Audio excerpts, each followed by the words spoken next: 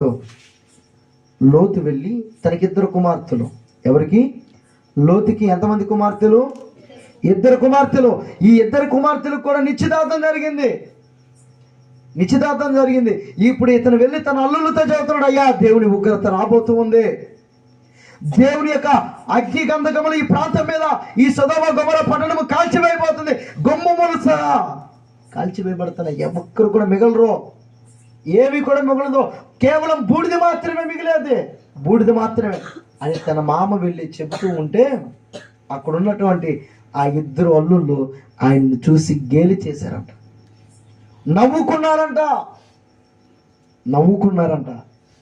ఇద్దరు అల్లుళ్ళు ప్రదానము చేయబడిన తర్వాతే వాళ్ళిద్దరు నవ్వుకున్నారంట. వీళ్ళు ఎప్పుడైతే ఆ కుటుంబం ఎప్పుడైతే ఆ సొదొమ గొమొర్రా పట్టణము దాటారో వెంటనే అగ్ని గంధకముల చేత ఆ ప్రాంతాన్ని కాల్చివేశారో. దేవుని యొక్క ఉగ్రత వచ్చింది. ఒక్కరు కూడా మిగలలేదు.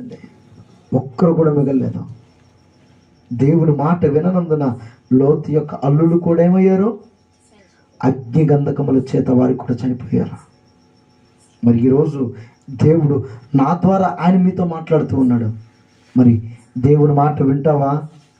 బాగుపరచబడతావు. దేవుని మాట వింటావా? రక్షించబడతావు. దేవుని మాట వింటావా? విస్తారమైనటువంటి సమృద్ధి కలుగుతుంది. దేవుని మాట వింటావా? నీకు స్వస్థత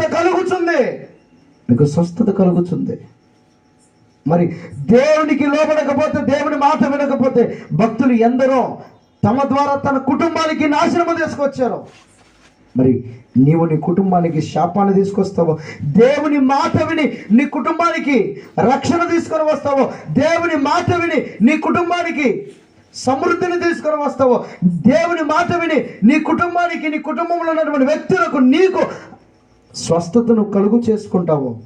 లేక దేవుని మాటకు లోబడక దేవునికి వ్యతిరేకముగా జీవించి నీకు, నీ కుటుంబానికి శాపాన్ని, మరణాన్ని, అధికారాన్ని కూడా కోల్పోతాం. తలలో ఉంచుదాం, ప్రార్థన చేసుకుందాం. దేవుడు ఎంత సూటిగా దేవుడు మాట్లాడుతూ ఉన్నాడు.